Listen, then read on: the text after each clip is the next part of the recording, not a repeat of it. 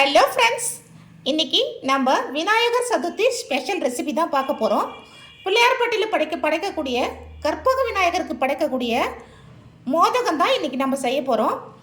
வீடியோக்குள்ளே போகிறதுக்கு முன்னாடி நம்ம சேனலை நீங்கள் முதல் முறையாக பார்க்குறீங்கன்னா சப்ஸ்கிரைப் பண்ணிவிட்டு பார்க்க ஆரம்பிங்க. அப்போ தான் அடுத்தடுத்து நான் போடுற வீடியோக்கள் உங்களுக்கு ரீச் ஆகும். வாங்க வீடியோக்குள்ளே போகலாம். பிள்ளையார்பட்டி மோதகம் செய்கிறதுக்கு இந்த டம்ளரை பயன்படுத்தி தான் நான் 1 டம்ளர் அளவுக்கு பச்சரிசி எடுத்து தண்ணியில் நல்லா கழுவிட்டு தண்ணி வடிய வச்சுருக்கேன். அதே டம்ளரில் 1/4 டம்ளர் அளவுக்கு பாசிப்பருப்பு எடுத்து அதையும் தண்ணியில் நல்லா கழுவிட்டு தண்ணி வடித்து வச்சுருக்கேன். இந்த டம்ளரை பயன்படுத்தியே நம்ம அடுத்தடுத்த அளவுகளை எடுத்துக்கலாம்.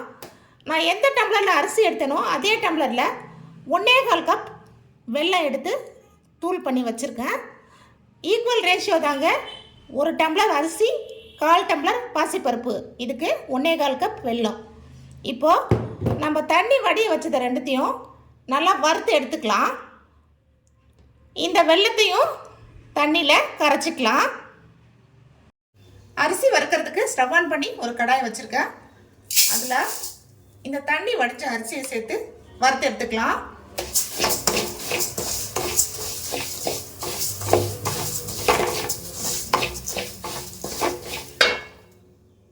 பாருங்கள் ஃப்ரெண்ட்ஸ், அரிசி வறுத்தாச்சு, பருப்பையும் வறுத்தாச்சு. இந்த பதத்துக்கு ரெண்டுத்தையும் வறுத்து எடுத்துக்கோங்க. இப்போது ஒரு ஈரமில்லாத மிக்ஸி ஜார் எடுத்துக்கலாம்.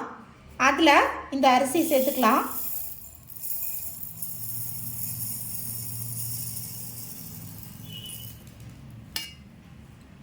சேர்த்துட்டு அதோட ஒரு 4 ஏலக்காய் சேர்த்துக்கலாம். ஃபஸ்ட்டில் இந்த அரிசியை மட்டும் பொடிச்சிக்கலாம். அதுக்கப்புறமா இந்த பருப்பு சேர்த்துக்கலாம். ஏன்னா பருப்பு கொஞ்சம் அரைச்சதும் அரைப்படாமல் இருக்கணும். இப்போ இதை அரைச்சி எடுத்துக்கலாம். இந்த அளவுக்கு அரைச்சதும் இப்போ பருப்பு சேர்த்து அரைச்சிக்கலாம். பருப்பு ஃபுல்லாக அரைஞ்சிடக்கூடாதுங்க, ஒன்றும் பாதியமாக இருக்கணும். பாருங்கள் ஃப்ரெண்ட்ஸ், இந்த மாதிரி பதத்துக்கு அரைச்சி எடுத்துக்கணும். அங்கங்கே பருப்பு தெரியுது பாருங்கள். இந்த அரிசி லைட்டாக ரவை பதத்துக்கு இருக்கணும். இப்போது நம்ம கொழுக்கட்டை மாவு ரெடி பண்ணிக்கலாம். கொழுக்கட்டை மாவு ரெடி பண்ணுறதுக்கு ஸ்டவ் ஆன் பண்ணி ஒரு அடிகனமான பாத்திரம் வச்சுருக்கேன். அதில் நான் இந்த டம்ளரில் தானே அரிசி எடுத்திருந்தேன். இதே டம்ளரில் 2.5 டம்ளர் அளவுக்கு தண்ணி ஊற்றி வச்சுருக்கேன். தண்ணி லைட்டாக சூடாகிட்டு இருக்குது.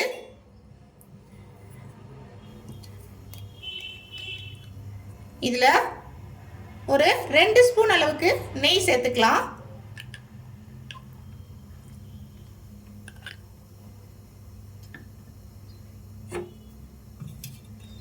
இதோடவே வெல்லம் கரைச்சல்ல, அது ஒரு 1/4 டம்ளர் அளவுக்கு நான் தண்ணி ஊற்றி கரைச்சிருந்தேன், அதையும் சேர்த்துக்கலாம்.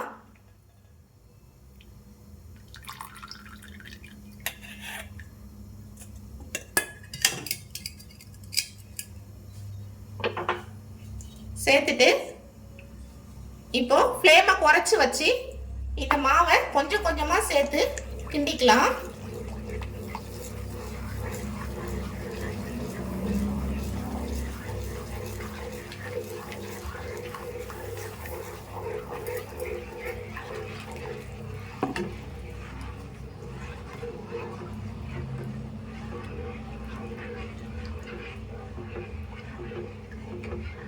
இப்படியே கிண்டிக்கிட்டே இருந்தா இது கெட்டி ஆகிடும். இந்த அளவுக்கு நல்லா கெட்டி ஆனதும் பாருங்க எந்த அளவுக்கு நல்லா மாவு வெந்து கெட்டி ஆயிடுச்சு. இப்போ 1 கப் அளவுக்கு தேங்காய் துருவல் சேர்த்துக்கலாம். சேர்த்துட்டு இது நல்லா கிண்டிக்கலாம்.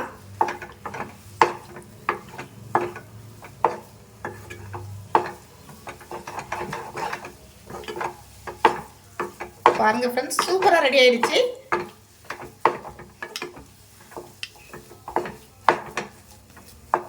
நம்ம முன்னாடியே ஏலக்காய் சேர்த்து அரைச்சிட்டோம். நீங்கள் சப்போஸ் ஏலக்காய் சேர்க்க மறந்துருந்தா இந்த ஸ்டேஜில் பொடி பண்ணி சேர்த்துக்கோங்க. அவ்வளோதான் ஃப்ரெண்ட்ஸ். கொஞ்ச நேரம் மூடி போட்டு வச்சுட்டு ஸ்டவ் ஆஃப் பண்ணிடுறேன். கொஞ்ச நேரம் கழிச்சு அதை ஆறட்டோன்னு கையில் நெய் தடவி நம்ம உருண்டைகளாக பிடிச்சி எடுத்துக்கலாம்.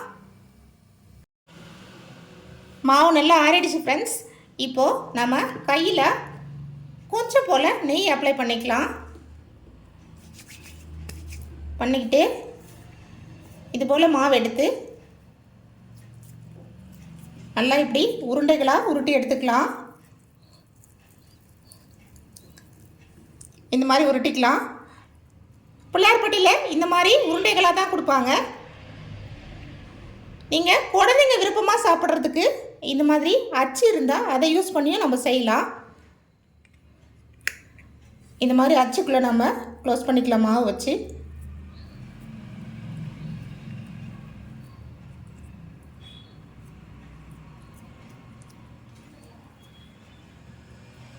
ரொம்ப ரொம்ப டேஸ்ட்டாக இருக்குங்க இது. நீங்கள் கண்டிப்பாக இந்த தடவை விநாயகர் சதுர்த்திக்கு இதை ட்ரை பண்ணுங்கள்.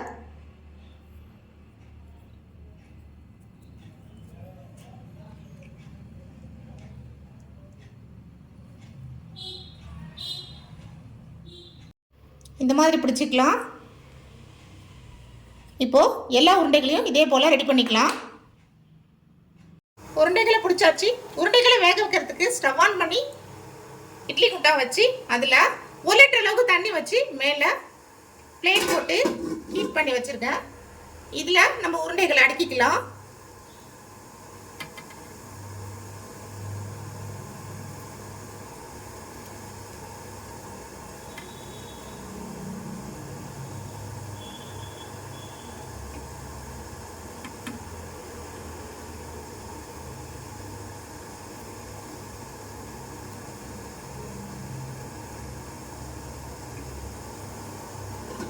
மூடி போட்டு ஒரு 5லிருந்து 7 நிமிஷம் வேக விடலாம். ஏற்கனவே நம்ம வெந்த மாவு தான் இது.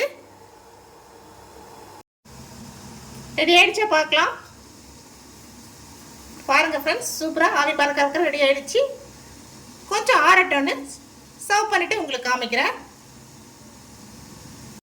பாருங்க ஃப்ரெண்ட்ஸ், சூப்பராக கமகமான நெய் வாசத்தோட நம்ம பிள்ளையார்பட்டி கற்பக விநாயகருக்கு பிடிச்ச மோதகம் ரெடி ஆயிடுச்சு. ரொம்பவே சூப்பராக இருக்குங்க இந்த ரெசிபி.